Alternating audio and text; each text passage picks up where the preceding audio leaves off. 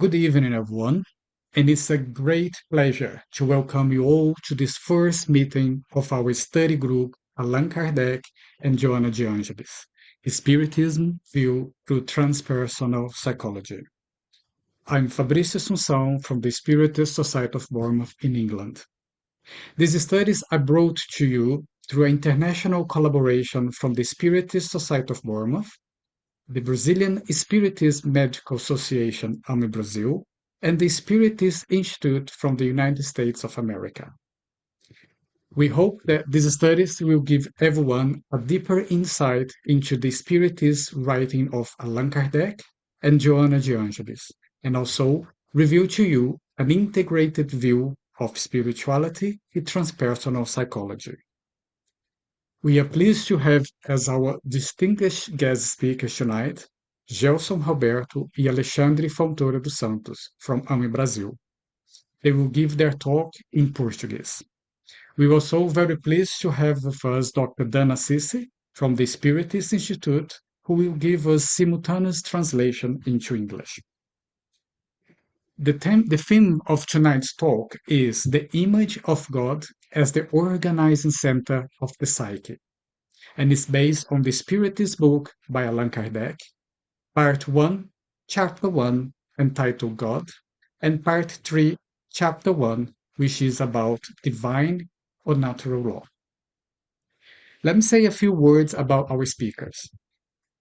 Gelson Roberto has a master's degree in clinical psychology and is an expert on Carl Jung and psychoanalysis. He is a former president of the Jungian Association of Brazil.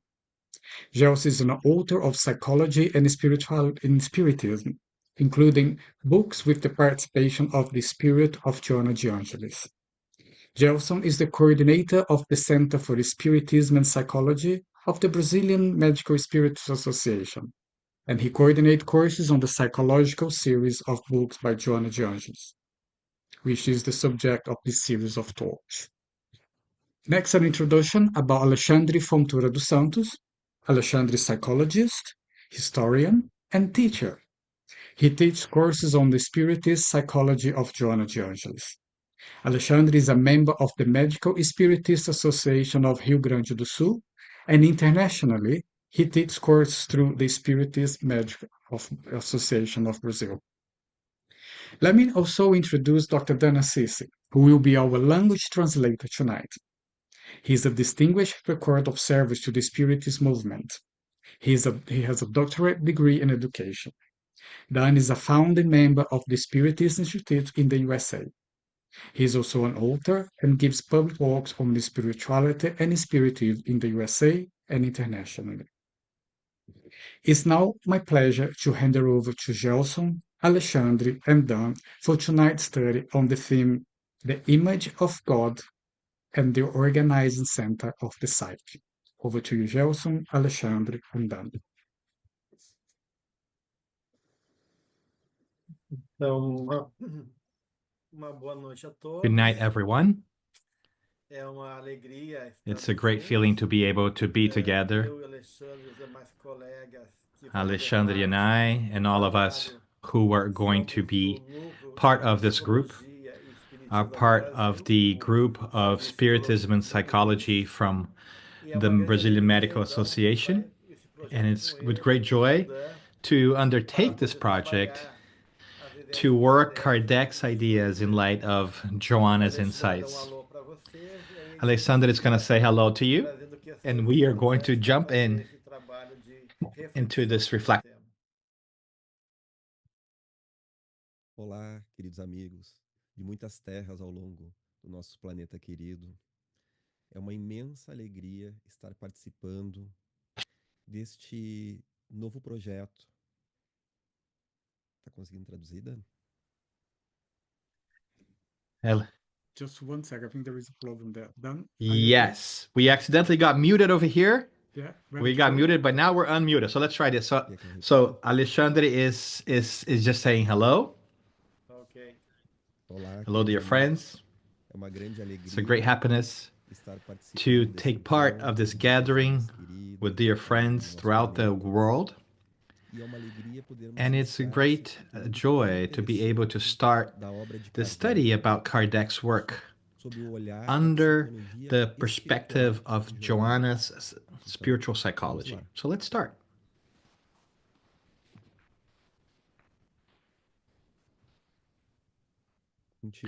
Gelson, then I'll toss it back to you. Oh, let's start. One of the great questions that Kardec brings to us in the Spirit's book, which is one of the foundational works that he has left us with, and which brings us understanding of the spiritual world to us, and whose first question is, what is God? He does not ask who is God, but what is God? And this question, as Kardec poses it, gives us a deeper dimension, and a philosophical dimension to the divine. And for us to have a psychological focus, and of course are in all of our different levels of consciousness, we have a tendency to personify God. So by saying what is God, it reflects a more universal insight into what divinity is. But the divine experience from the psychological perspective already reflects, in a certain way, a level of spiritual consciousness and each one's ability to live the divine image within us. So I wanted to start by saying that God as a reality, that is one of the questions that's important to highlight. And the second one is the image of God, the experience, the psychological experience of God, which is another reality that each one of us experiences. And that's a very important point, friends, because within this course, we hope to look psychologically onto Kardec's works. And I like to say the psychological aspects of Kardec, which Joanna the Angelis does so well, because she brings the psychological perspective within Spiritism. So there's not necessarily anything new, but a new Spiritist interpretation of the human soul. So everything that we see in Kardec about the reality of the spirit is also our psychological reality. Because we are spiritual beings, and that which Gelson is bringing us as spiritual beings, we also have a psychological experience of the divinity, of the divine in us. And this is one of the central experiences of human souls. That is why it's so important, and that's why it's studied by all peoples in all times of history. The Swiss psychologist Carl Gustav Jung, with a name that you're going to hear offer, Joanna Angelis uses the psychology that he developed and the nomenclature, the terms, and says that the belief in God and the immortality of the soul and the communicability of the spirits is the basis of all civilization, of all cultures, of all human development. It begins from a supernatural order, so to speak. It is in all beliefs, then. So we can say that is at least a manifestation at the psychological level that is innate to human beings, the belief in God, in something greater, and sometimes even in the communication where those who have come before us and through mediumship. So we can see how important that psychological experience is. So much so, Alexander, that Jung is going to say emphatically that nobody can live without God. We can choose which God we adore or worship, consciously or subconsciously. So the idea of God and that which divinity represents is inherent to the psychological perspective that we have. And that's where we go in a little bit into what's in this dynamic in our relationship with divinity, our way of understanding and relating to God. So one of the very important things that's worthwhile considering is that from the Spirit's perspective, we can consider that God's within us and we participate in God's presence and this emanation that involves all of us. So we cannot establish a relationship of separation between and divinity. Because sometimes we have this tendency to make God very far away from us, as if he were in a different reality, and that which we have create special conditions through the connection through the spirits or rituals or special schemes, emotionally speaking, to be able to reach God. And we know that prayer is a great way of communion with God, but the truth is that only intensifies this connection to God and creates a special space. But there really is no separation between our world, our reality, from that of God's. So, Joanna de Angelis, in a book called Children of God, she will bring us that there is a relation that we cannot live without God, and Jung also confirms that, as he states that man needs God to exist, but that God needs men to be recognized, to express oneself. So Joanna has a passage that says, God in you, and she says that God needs you, and that he resides in your inner world, even if we do not know God consciously. So in a certain way, this manifests in our lives in many different ways, within or outside, through our ignorance and selfishness. We oftentimes ignore the presence of God with us. So Joanna asks us to open our hearts and feel this love of his presence that sustains the universe, the air that reaches, light that is responsible for life coming from the sun, to be able to establish a consciousness of how the divine reality is within us, and we grow with that as we reach to deeper dimensions in our being. So the Angelis tells us in that chapter, God in you, that God needs men, people, so that it can be reflected in us, and through these loving relationships, be able to experience and live God in our lives, in our relationships with those around us. So to perceive the divine presence in us and also in everything and everyone, thus really experiencing like the full reality. And this point that you bring, Gelson, if you have already had a chance to read the Spirit's book, perhaps not everyone has had a chance to read it, but there is some questioning from Kardec of how we perceive God.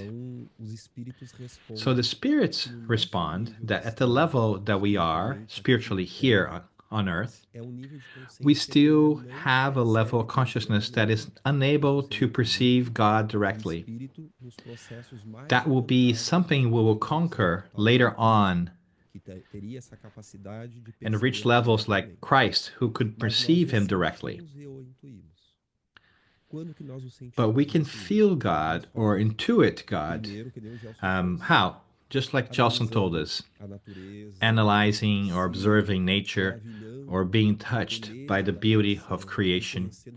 Recognizing God in others is a calling that generates an inner feeling that follows us, that accompany us, and that generates a certain intuition, almost like an instinct. And this is an important part that we should mention, that Joanna's the Angelis deep psychology and the connection to Kardec. It's an instinct that guides our development towards that which is best within us.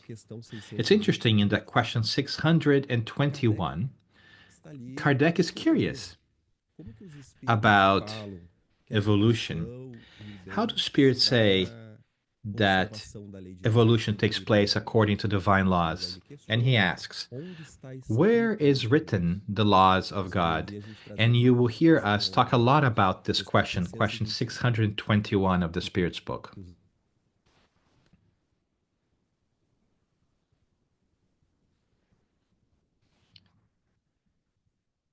I think Alexandre might have frozen for me. Is it frozen for you? But I think he's frozen, Joseph. Ele caiu. So, continuing his line of thought, when the spirits reply to Kardec that divine law is found in the conscience of humans, and from a psychological perspective, that is very important. As Alexandre was reflecting, we realize that the more evolved the spirit, the more clear the spirit will be able to clearly understand God and God's plenitude, to the point that Christ said, the Father and I are one. But in a certain way, we're always in the presence of God. This contact with the divine is always taking place. And Kardec would also brings that to us in a different book called The Genesis. And at The Genesis in chapter 2, that talks about the nature of God, divine providence and divine vision too. And so in this chapter, Kardec will explore this question, that our entire life is permeated in divinity, and that God's love, it's oftentimes blocked by the spirits who are unaware of their spiritual reality.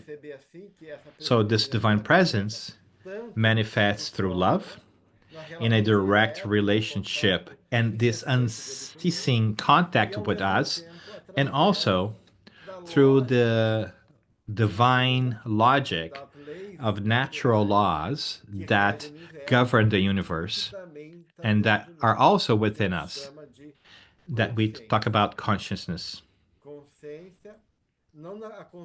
Not the self-centered conscious,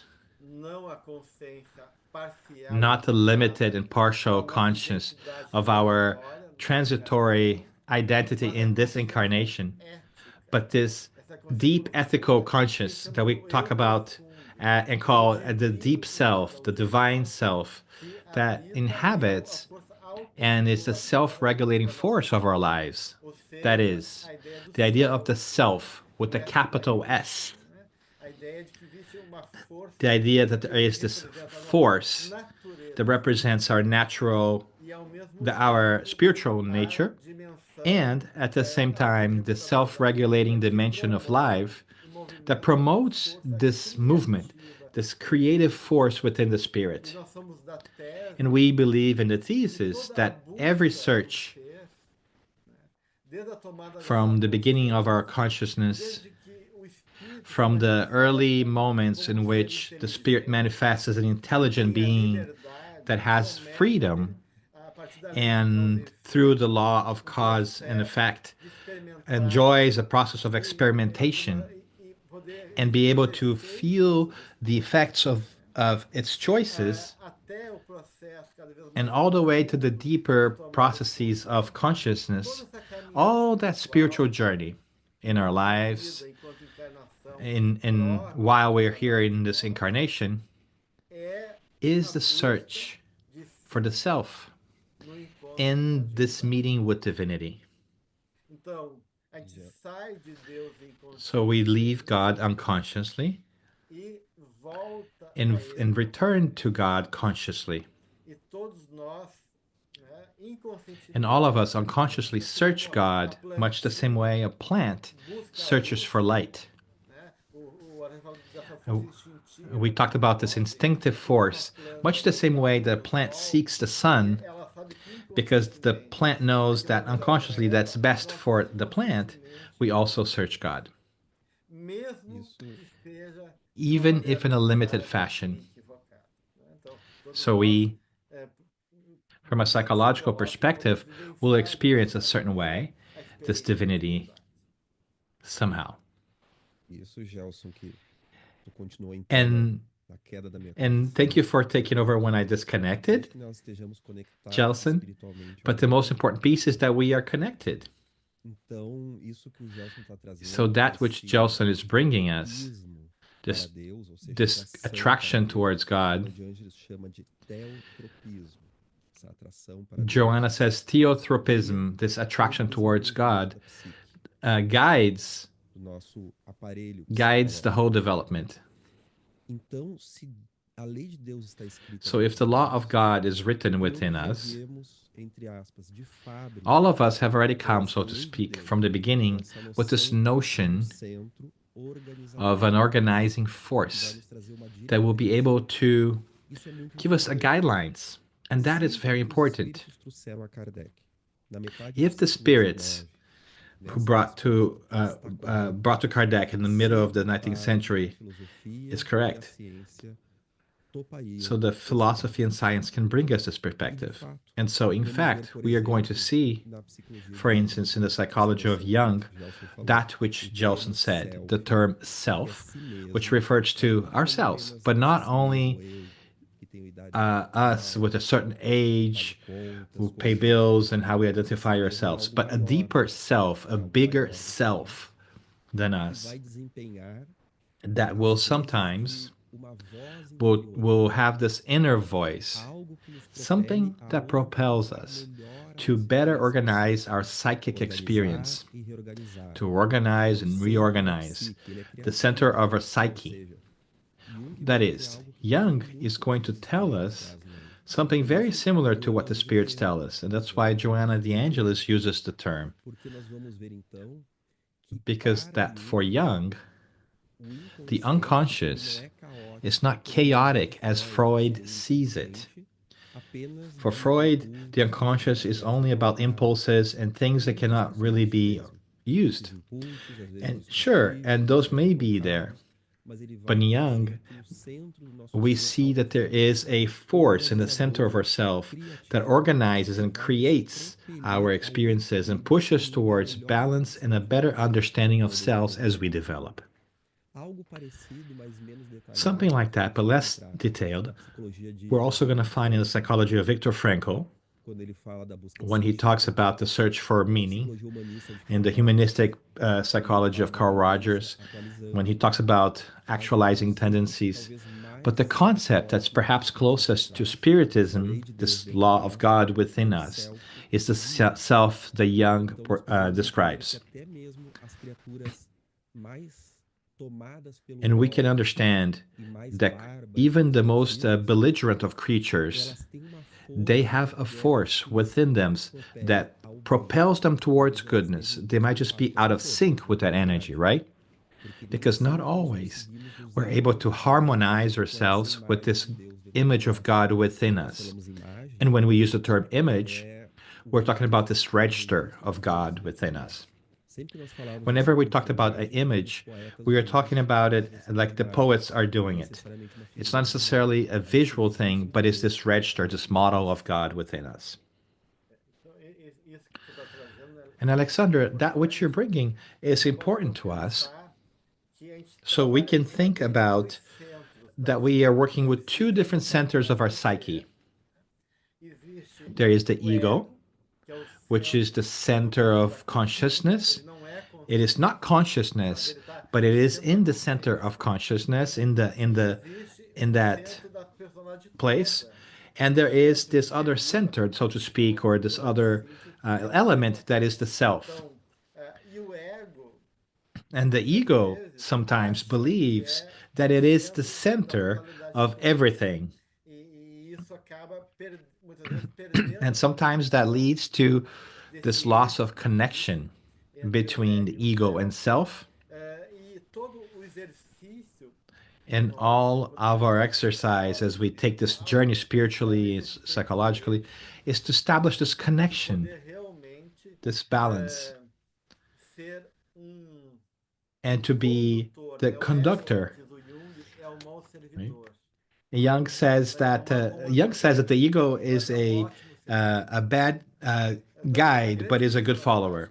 So the greater personality, that is the self, wants to express itself through the small self and the ego, and in a certain way to serve that which is greater. So our way of arriving as that something that's big is to serve. And as we keep this image of God that is a organizing and creative force within us, Alexandre said, the role of consciousness, according to Jung, it was created with the goal to recognize its existence comes from a higher force and dedicate the due consideration to this energy to carry out the orders that come from this higher force in a responsible and intelligent manner, and thus to allow for a great ability to develop our psyche and take a role of co-creators in the place that we are amidst the universe, in the middle of creation. So that's the notion of consciousness, one that expands to a certain extent that at a certain point, the ego will not be destroyed by the self, but the ego will, during this this dimension of consciousness, so much so that the self will envelop the ego, and it will be able to say that the Father and I are one. Vale também a gente pensar que nas nossas primeiras encarnações como seres brutos, and it's also worth to think that in our first incarnations as a being, where our physical instincts are stronger, our consciousness was not very strong. As we incarnate more often, we develop ourselves to such an extent that our instincts no longer dominate our consciousness. Our consciousness is more sophisticated and is able to orchestrate these instincts and begins to listen to this inner intuition, this self, this connection to God, this laws of God within us. Eventually, we will arrive at a point in our evolution that is inner voice. It will become a lot more clear. And then perhaps we'll be able to recognize the personalities of those that we call the saints or the sages, the more sublime existences who are no longer serving as self-centered or selfish as most of us. Perhaps they are already closer to this inner voice of God. On the other hand, when we are being more selfish, when we want to impose our desires over others, we are hurting the divine law because we are not listening to this inner instinct that leads us to harmony and balance. And so we create suffering in others and ourselves. I see that Bob placed a question that's very interesting. So would it be that, mass killers also have self within themselves, such as mass murderers and so forth? Well, it feels like not, maybe not at first, but the truth is we're all children of God. So how can we understand that psychologically and spiritually? With a psychological perspective, we know that their idea of the self is within themselves, but their relation to it is not at ease. One way of looking at it is that our current ego believes it is the self, and it believes that it is the sun. Didn't we have King Louis XIV in France, the Sun King? That idea that we are the center of the universe. And it's what we call in psychology inflation. So it's a pathology. So Hitler, for instance, gives us hints of great mental illness, and in his sense, it relates to thinking that he is this God, but the person gets confused, and that creates a lack of humanity. From a spiritual perspective, it's not that far away from that either. We can understand that Hitler, much like all of us, has the ability to have multiple incarnations. So all the harm he has orchestrated has hurt not only millions of creatures within the world, but also has hurt the God within him, and who was very hurt, even though he did not realize. And through many future reincarnations, he will recover, because according to Joanna the Angelis, that because our destiny is spiritual perfection, which will happen faster or slower according to our choices, and according to him, it will take, and Hitler will take longer. But at some point, this hunger for love, for forgiveness, will become stronger. Of course, sometimes he needs to face this great pain that he has caused in others to awaken something within, and we don't know how many lives this historical figure will have to undertake to arrive at that level. But according to Spiritism, that is the destination and destiny of all souls. It's interesting to be able to explore this, right, Alexander, this psychological process. When the spirit reincarnates, as the body is developed, he goes through all the evolutionary stages of the physical body during gestation. Beginning from the beginning, the body mimics all that physical evolution. In a psychological and spiritual process, the same happens. We are going to relive this spiritual evolution until we arrive at the spiritual level of consciousness that we have already acquired. So that when the child is reborn, in this early phase, in early childhood phase, they are building a new image of themselves, a new fantasy of themselves. This new body and this new identity is a fantasy, whether you're black, white, rich, poor, ugly, beautiful, European, Brazilian, American. It's all fantasies that we adopt to live. That is not the self in the larger sense. That is the dimension of necessary conditions so that we're able to, within that which we need, to be privileged to have some elements and things that can offer us important questions to help us in our evolutionary journey. So, within this idea of identity, children, for instance, that will begin a connection between the ego and the self. And as the ego emerges from the self, we'll see children in this omnipotence. They believe that they are the self. Everything is part of them.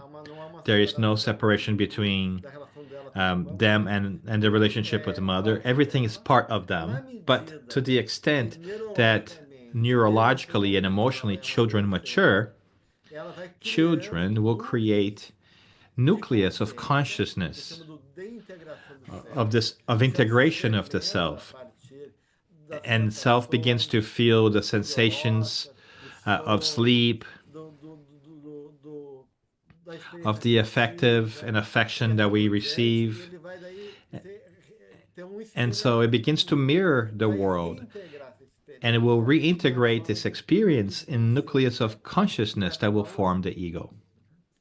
So little by little, we begin to see a separation between the self and the ego, which is a connection, it's an axis between both.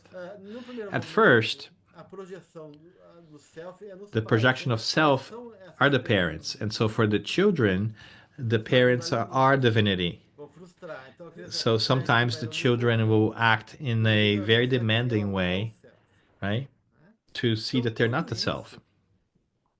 So everything that they gather in this life, negative or positive experiences, plus the characteristics and tendencies that they bring from previous lives they've had, will establish this axis between the ego and the self. So one of the possibilities that Alexandre mentioned is for us not to be able to separate the self for whatever reason in the proper way, and to think that I continue to be the self. So sometimes children are raised in a very narcissistic way, and who possess a very spiritual nature, feel very bossy, tend to hold on to this fantasy that the world creates around them. And they can stay identified in this inflationary sense of self, that is to say, creating these states of personality that could be pathological or psychopath or antisocial. So that's a possibility. Another possibility is that I lose my connection to the self and feel distant from life, feel rejected from life, because all this relationship between confidence and love does not come back to me. And I can't, in that sense, for my own challenges and spiritual perspectives, I can't understand that. And so I feel disassociated from the self. And from that perspective, I feel different from life. I feel not deserving of life. And I establish an image of self in a negative way, as if my inner self could not support me and love me. So this connection between self and ego are different. If I'm disconnected to the image of divinity, I will search unconsciously for that. So that will be projected outside of myself. I will search for something. For instance, what is the self in the psychological sense? That which is essential to me. That which is the basis that sustains the fantasy of my existence. It could be money, it could be power, it could be sex, it could be anything. It could be a fundamentalist ideology, it could be a religious institution. This representation of God will be configured personally according to our own things. For instance, one of the is God, and another one is the image of God that I carry within me. And this inner image will begin to develop and will be projected into anything. That's why Jung says it's impossible to live without God. We can choose which God we devote our attention to and our interest to, but we cannot live without God. Outro ponto que também vai nos auxiliar a entender melhor Another point that will help mais uma vez comparando a psicologia profunda com a interpretação espírita de Joanna de Angelis. As we understand the perspective of Joanna de Angelis. So self is a golden term for Jung. It's very central to Jung's theory. So he will tell us that the self is both the psyche as a whole, It is all our psychic being, that is to say, our conscious and unconscious, and at the same time is a center of that psyche. Why? Why is that center? Because it is around it that everything gets organized. It is that which drives our development for the integration with everything. It is the guideline. So that's the term that psychology describes. So that we have this healthy tendency within us, even though we face all kinds of chaos inside and outside. Well, Joanna the Angelis then brings a perspective to tell us that not only is Jung's perspective is correct, yes, so to say that both spirits that incarnate and discarnates, those who are without a body and are in the spiritual world, all of them will have that in their spiritual matrix, so to speak, whether we are in flesh or outside of flesh. But Joanna's going to take that further, and it's going to say that self, after all, is the spirit. She connects the two things, and we see that in many of her works. Life Challenges and Solutions is one of the books in which she talks about this. So, our spirit in our full potential. And why do I say in our full potential? So that we don't think that as we die, as we leave our physical body, that I will arrive at the spiritual world and have all this wisdom and balance. And that's not the case. For instance, if that were the case, then the character in the book No Solar would not have gone through that process of suffering and having to experience difficult things after he died. He would have had all this wisdom and this balance, but that is not the case. So in our full potential, we can find that balance, and in the sum of all our incarnations.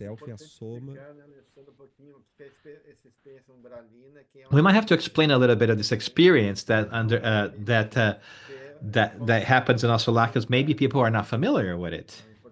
André Luiz is a character of a book, of certain works in Spiritist books, in which we have his evolutionary process narrated to us, and he shares with us that he was a doctor on Earth at one point in time, and as he discarnates, as he dies, and faces his consciousness, because that's what happens, right? The moment we die, it's a great meeting with ourselves, and he faces a lot of challenges and questions of how he lived, and he feels that his spiritual dimension was challenging, because the spiritual reality is based on our experiences and choices that we done during a life.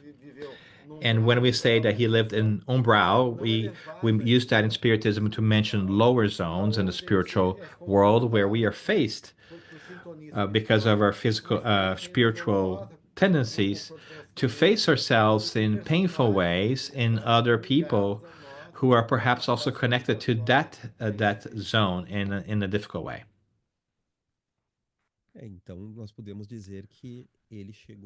So we can say that André Luiz reached the spiritual world suffering, overwhelmed by his suffering, by his psychological challenges. And sometimes we understand that people can have troubles with their emotions and conceptions that generate spiritual suffering. And that happened to him. He arrived at the spiritual world not being a highly elevated spirit. He didn't really have an inner balance. And he was really only feeling the sensations of his own selfishness and unease. And when I say a vibrational sense or feeling, it's almost like a translation of a pain to the spirit, like a moral pain. So just to give context, the self is the spirit in its totality, in the sum of all of its experiences.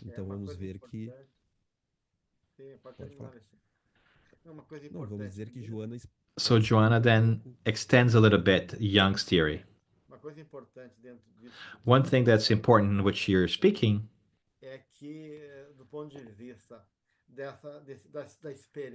from the perspective of experience of the self that we're building over our evolution, We have to understand that we have a mental body, like a subtle mental body. And in Spiritism, we bring many of these bodies and call them perispirit or a psychosomatic body to make it simpler, or a spiritual body. But this emanation, this mental body, is sort of the clothing, a very subtle clothing of the spirit. And the spirit leverages that. It's we can say that's equivalent to the image that some French philosophers would sometimes mention. An image not visually, but like a model. Image as everything that regulates the expression of the soul. So Jung will say that image is psyche and psyche is image. So our first experience is this idea of image. So the sound is an image, color is image, smell is an image. Everything's image. Everything is a metaphor for the realities that we face. So the matter is a symbolic image that's in our image and in the mind of all of us. So we can say that every psychological experience goes through this image or a image.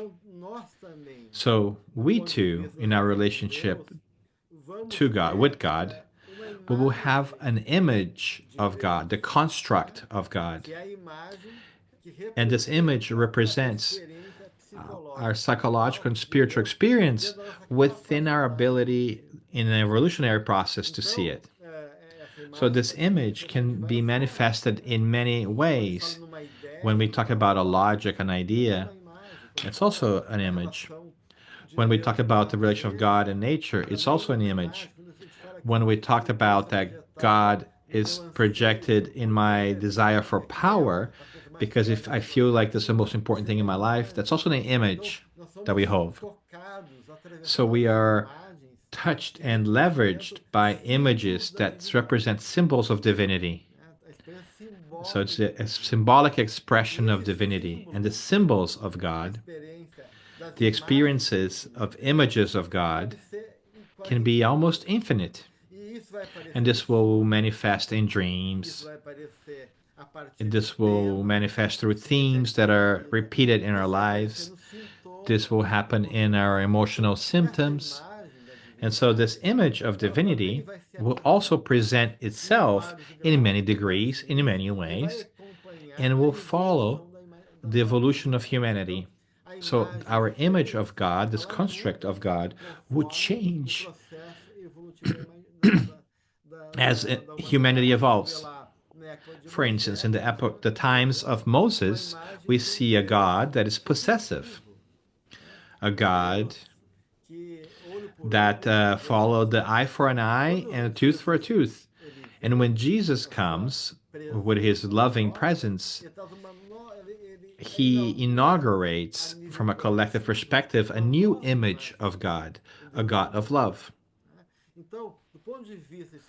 So, from a spiritual perspective, the spirit of the ages will reflect a specific idea of divinity according to our ability to understand it. And also, at an individual level, each one of us will carry and live a level of divinity as an image that we will personify into a God within and without us.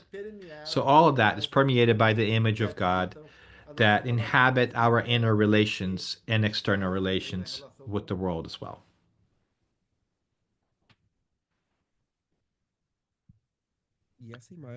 And this image, as Gelson mentioned, will bring this capacity to evolve in the human soul, in our family, in a human family. I will bring a passage here, friends, from the question 626 in the Spirit's book, in which Kardec asks, was the natural and divine laws only revealed to Jesus? How about before his appearance? Would people only be able to intuit before him? And what do the spirits answer? Have we not told you that they are written everywhere? Of course, because it's within us. Even from the most ancient centuries, all those who have meditated on this were capable of understanding it and teaching it. Even through their own teachings, incomplete that they may be, they prepare the soil for the seed. Our divine laws written in the laws of nature, which is a very common expression in the 17th century, God present in nature. So our divine laws written in the books of nature. The spirits answer, men were capable of finding it as soon as they were able to search for it. That is why these precepts were proclaimed by men of good throughout the ages. And that is why they are present, even though they might have been changed or adulterated by different levels of consciousness and people in the past. So even all the ancient peoples, depending on their evolutionary process, have had an image of God, and of course have used their own mythology that were the result of their time and their understanding. But all people have a notion of the beautiful, of what's good, of discernment. Even when people call themselves atheists, and we talk to them, and they have a political and social concept of what should be in a harmonic or harmonized or balanced society. So isn't that same idea of order or something better, could that not be manifesting without they realizing it? So we see this will of goodness and the beautiful. And that's why the Spirit says that truth is everywhere. But of course, it comes fragmented and sometimes changed by our own perceptions because our consciousness are still not able to fully express it. Jesus brings us an image of God that is more elaborate than the previous messages. He brought us a vision of God that was different, a God of love. And it's an upgrade, so to speak. And nowadays we understand that. And Kardec has not come to deny the Christ. He has come to bring an upgrade with common scientific terms so that we can better understand the Christ. And hence this explanation. So we begin to see how this divine image is something that directs human beings. So this notion is important for the entire course that we are going to go through. We are talking about the inner workings, and later on we'll have a session to talk about individuation. That is when somebody builds themselves, and we'll understand this better later on, is the action of the self on top of our conscience. As the self begins to emanate, it pushes forward to reorganize ourselves, and as this reorganizing takes place in our lives, we call that individuation. That is to say, we imagine that even if you don't know, is a kind of instinct that will ask us to improve ourselves. For instance, we're going to imagine a young person that soon will have to face the world, to socialize, has to deal with their fears. And we don't always find guidance in society on how to deal with that. But there is this will, this inherent will perhaps to have more friends, this inherent desire to overcome challenges, this innate desire to perhaps challenge the parents because there's an instinct to be a different personality. And maybe the parents are really good, but there is an inner instinct in that soul to be somebody different. And that's the self guiding us so that we may conquer different aspects of personality towards the plenitude, towards a better equation of ourselves. And if that exists within individuals, we also find that in human society, this image of God and this better version of ourselves. Vamos Let's fazer do aqui a short, o quick self stop here. como o eu The self as the e ao mesmo whole tempo como imago us, Dei, and the imago ego Dei. as the imago Dei. Eu acho que a gente pode abrir para And perguntas, maybe we né? can ask Se for tiver alguém questions. já, né, que And if queira somebody enviar that alguma may pergunta, want por to favor, bring tem a alguma coisa aí no question, chat. A perhaps gente we can pode address daí that já now. abrir para pergunta. E se não And if tiver, there are a gente no pode questions, that's continuar okay. We can mais um continue, pouco. but we're going to pause for questions. Okay, if anyone has got any question, please drop your question here to us on the chat. At the moment, we haven't got any, but At this I can point, we don't share have any one questions, but myself. we do have one from Fabrício. The Spirit's book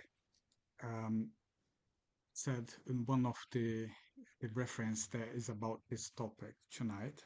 I will translate that after to you, Gelson and Alexandre. It says that The Spirit book says, we don't have all the attribute that takes for us to understand the complexity of God.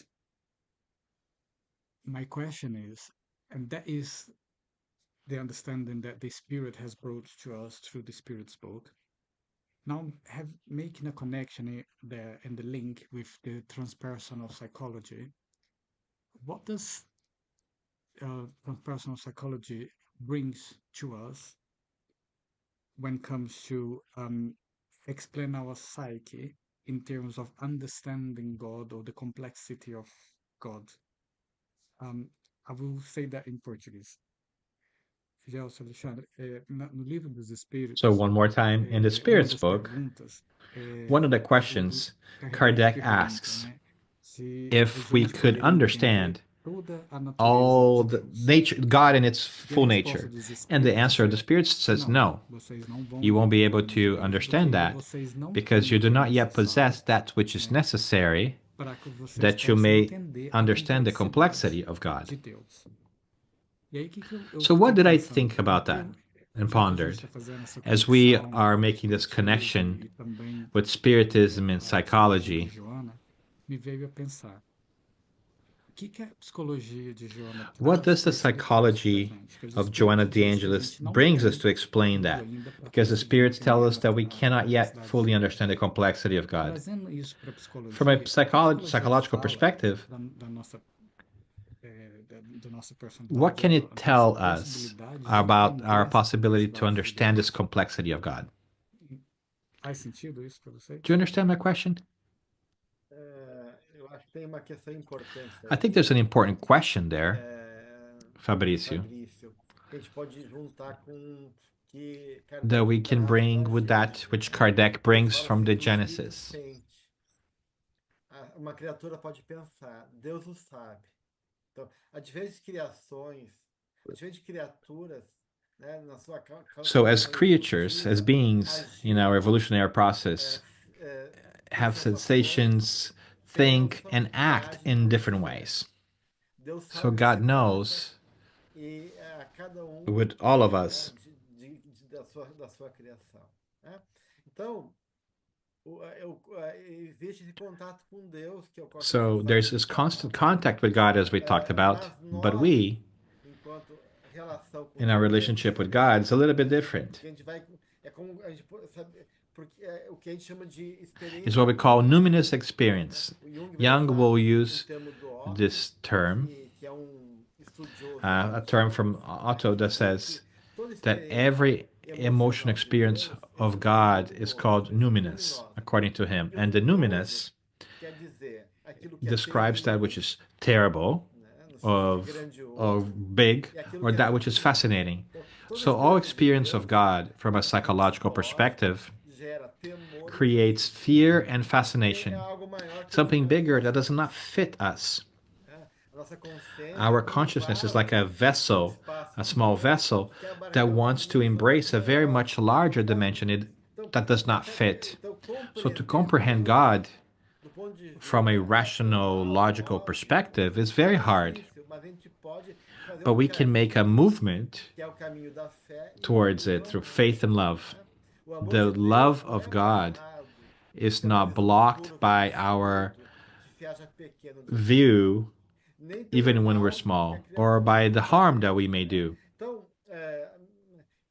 Of course, we cannot comprehend God in its plenitude, because that would require an evolutionary scale or understanding that we do not yet have, because the experience of God is related to our own spiritual dimension, but we can transcend that.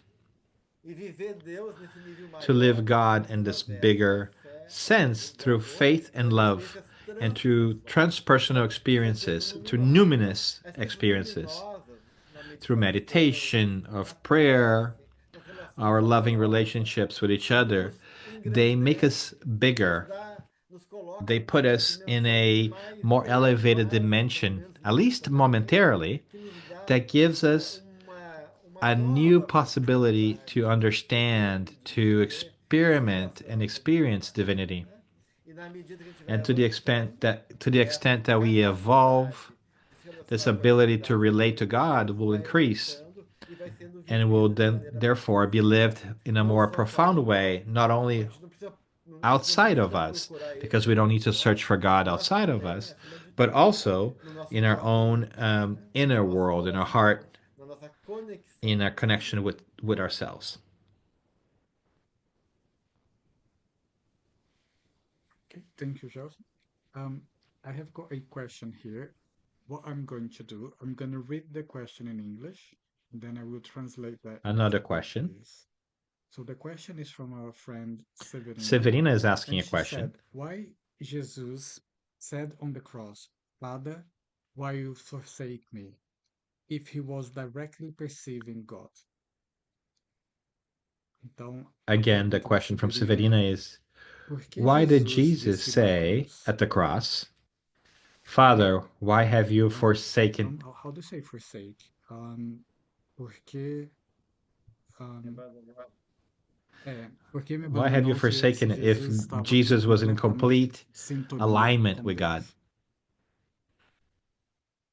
Isso entra também em conexão com Jesus no We Evangelho also de find Mateus, that with Jesus in porque ele the sabe o que vai acontecer. the E ele diz, olive Pai, trees, afasta de mim when esse he cálice. says, Father, Há push muitas this leituras chalice para away from discernir me. quanto o Espírito And there are many different lembrar, reads para for us to tentarmos be able to compreender comprehend Cristo, porque ele the tem um Christ and why he would have said that. Eu começo dizendo I began by que saying era that it's importante important ele mostrar that naquele he momento a sua showed in that submissão moment à his vontade de Deus, submission à to vontade de the will Jesus, of God, mesmo even if quando ele his não self gostasse did not dessa like that experiência. experience. Por que era importante não Why was it gostar important dessa not to like experiência? this experience? Para que a gente So that we may aprenda que understand that to perdoar e forgive and to aceitar accept carregar sua cruz carrying one's não own quer dizer cross masoquismo, does not mean é masochism, gostar which de is ficar to se like to hurt mostrando para oneself. evoluir espiritualmente.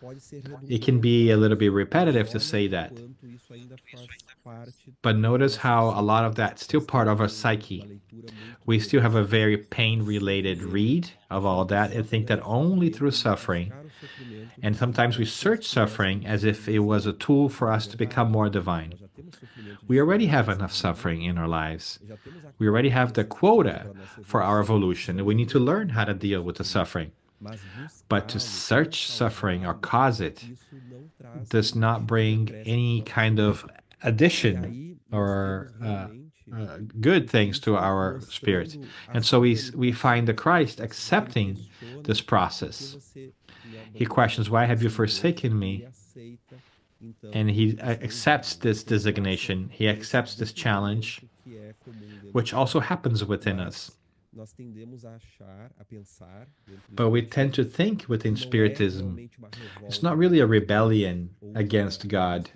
and desconhecimento it's das leis not a divinas, lack of mas é uma knowledge of forma divine de mostrar laws, que ele estava but a way inserido no to show drama that he daquele was momento inserted in the e drama of the aceitando moment, aquele accepting desfecho que ele sabia que the seria upcoming result that will be intenso, intense, mas que but esse era o that seu was his caminho. path. Uma coisa importante, complementando o que o Alexandre está falando, é que tudo aquilo que And Jesus what Alexandre is saying, I vivencia, think is important to highlight, that exemplifica everything para that Jesus nós, lives and são aspectos shows essenciais us no nosso are processo important de aspects in individuação, our no nosso processo individuation de busca process, in the espiritual process of our em prol da spiritual nossa search, totalidade, da towards our spiritual plenitude, because Jesus is the archetype of the integral man, of integral person. I am the way, the path, and the truth, he says.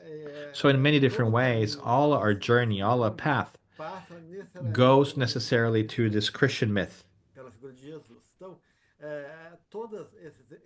So all these experiences that he lives reflect essential questions and themes for our lives. So at a certain point, we are going to be crucified. The symbolic crucifixion that we are going to phrase symbolizes a moment of suspension, of crisis. The cross represents totality, the vertical,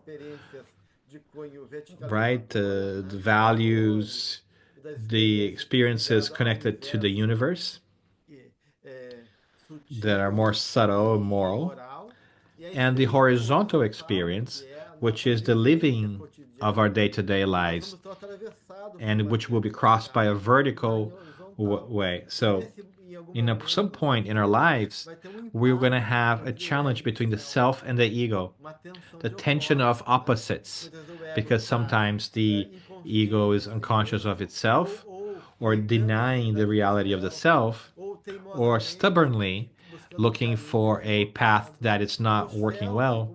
And the self, as a regulating force, will apply tension and try to overcome the inadequate attitude of the ego. But more that the ego closes itself and denies it, it creates a tension of opposites. And this tension is a neurosis.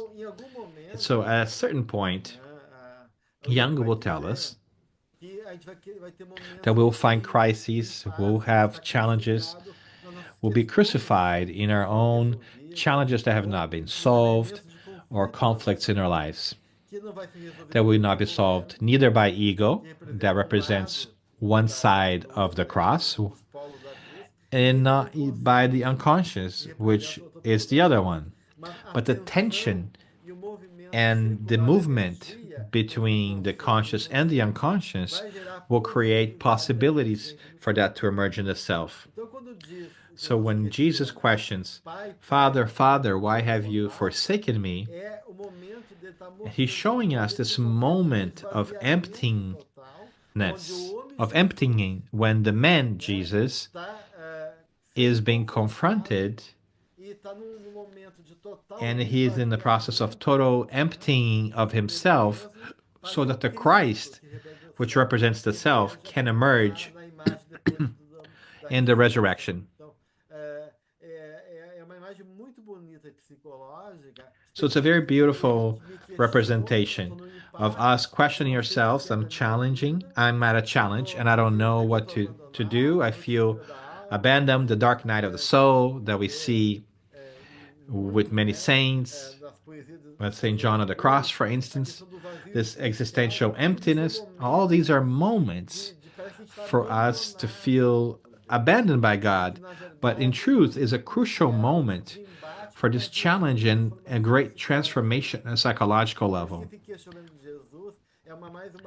So it's perhaps a strategy to bring this challenge to us, and that is an experience that all of us will have to go through. I am in God's hand. How many times during our lives we feel like we lost the power, we lost our status, we made all the movements that we thought were right for our health, and we feel like we are defeated to the last drop of our being. And at that point, we reach the hands of God. It's part of our earthly experience, as Joanna the Angelis tells us, to be persecuted and to be elected, to gain and to lose, the happiness and pain. All of this is part of the settings of experiences that the spirit needs through an incarnation to develop oneself. All that's needed, all that is valuable. So we have this emptying, and Jung, for instance, who brings lots of aspects similar to Spiritism, would say that the Christ is the best expression of the self and individuation in the human history, especially for Westerners. And look how interesting. It is not a response that he obtained before Jung was born, when he asks what is the best model that spirits have sent to earth of an evolved being, and the spirits say, Jesus is the best example of a perfect spirit or pure spirit, which always happens in the evolution of people, because it's a model and guide. So that we need to learn not only by words, but by examples. So everything that's in the Christ is in us, all human characteristics. But people can say, hold on, Alexandre, what do you mean all human characteristics?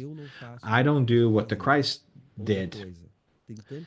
Of course, we also see so many things that we see in ourselves or TV that we don't like, but it has nothing to do with the potentiality of the Christ.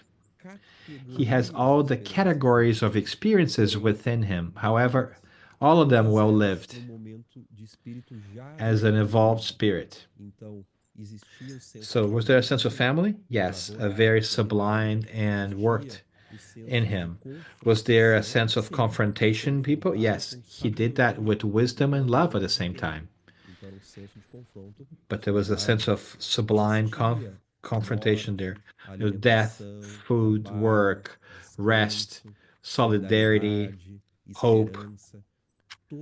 All human themes are found in the Christ. So that is, in a certain way, a powerful tool for spirituality to show us what is ahead of us. Because one day we too will become a pure spirit, which Kardec explains as angels in many religions. But in our nomenclature and within Spiritism, we call it a pure spirit, a spirit that has been developed oneself enough that no longer needs to incarnate and can continue their development in the spiritual level, and they can perceive God. And that's why it says that we can all perceive God directly when we are purified. And what is that, to be purified psychologically, spiritually? Well, it's to have lived the challenges of our conflicts, our mistakes, and have already better ourselves and fixed ourselves, so to speak. Thank you, Alexandre. I have got another question here. The question says, what can we do to raise awareness of our own ego inflation and how to deal with the one from the others? So one more time.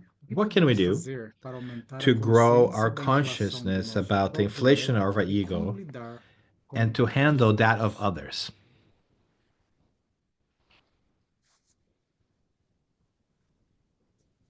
Gelson on mute.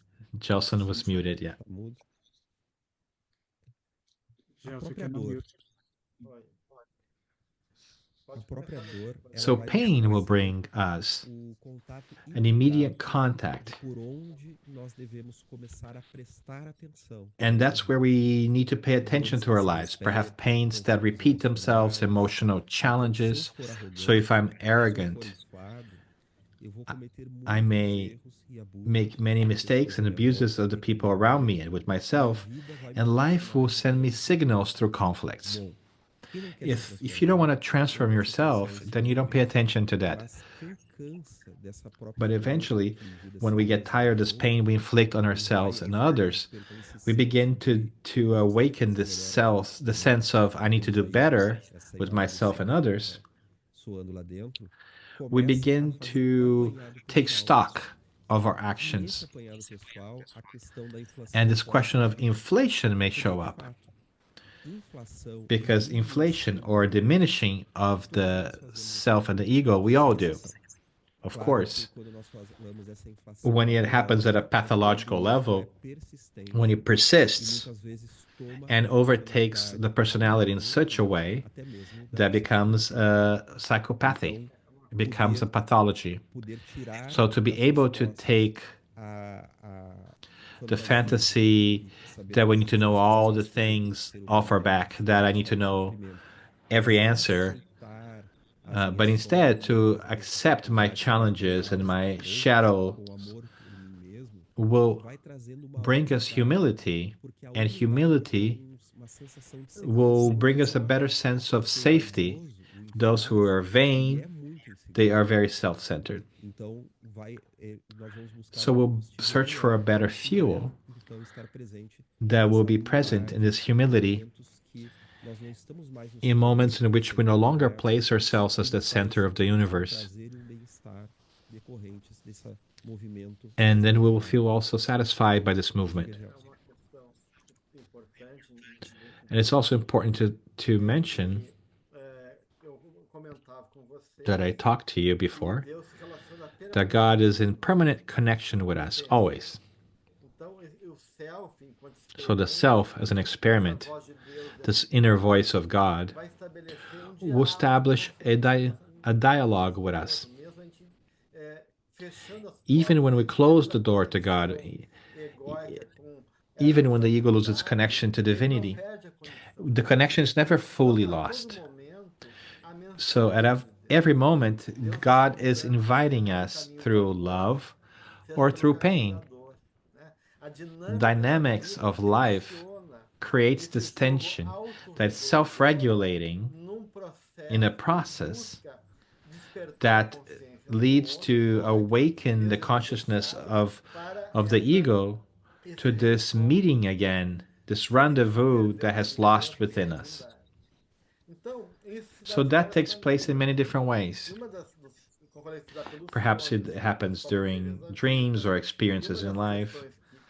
And one of the things we can see is the idea of synchronicity, events that are coincidence, that have a symbolic character, and which reflect important and essential questions in our lives to awaken our psychological process. So many times, this side of God will show itself in a loving way, and in Buddhism we say that the divinity may show itself in love or in ire.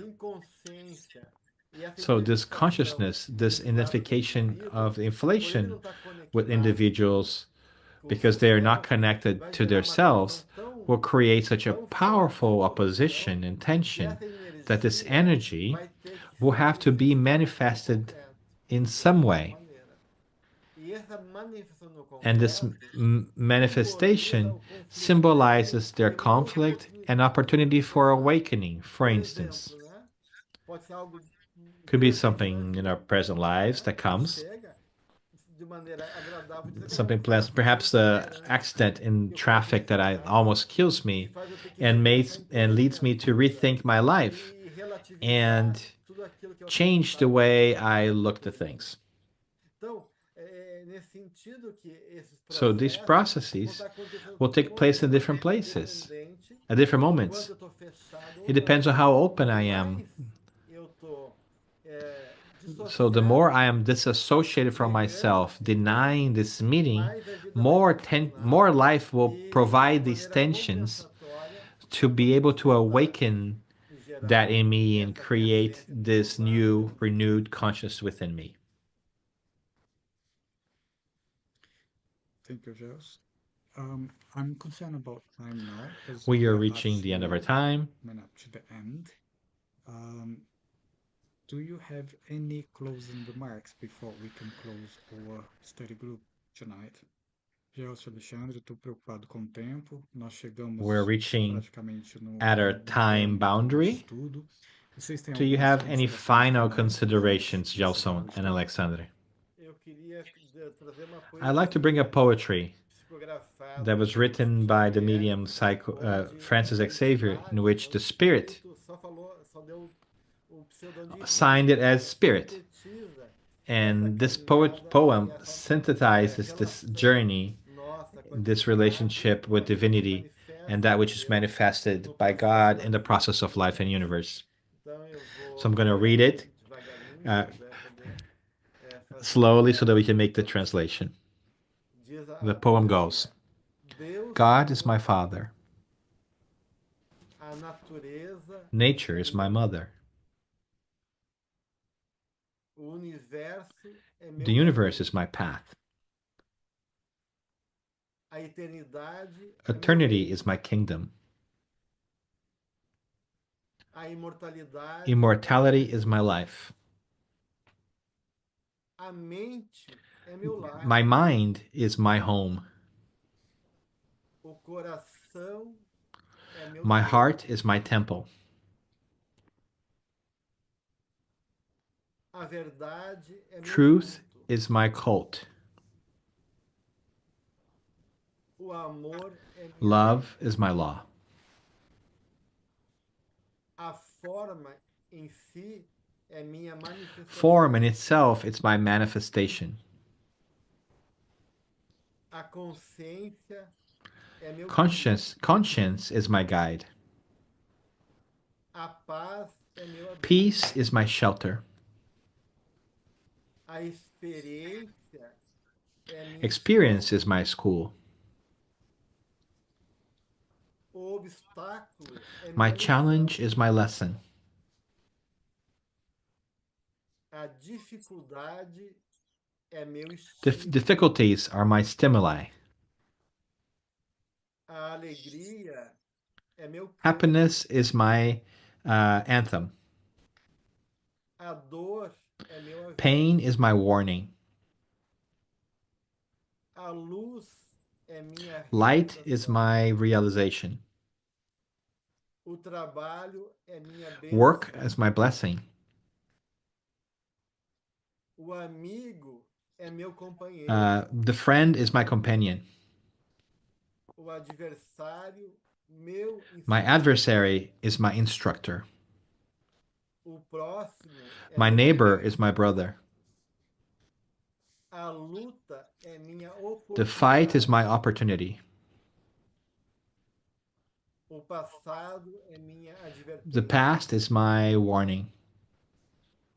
O presente é minha realidade. Present is my reality. O futuro é minha The promessa. future is my promise. O equilíbrio é minha atitude. And balance is my attitude.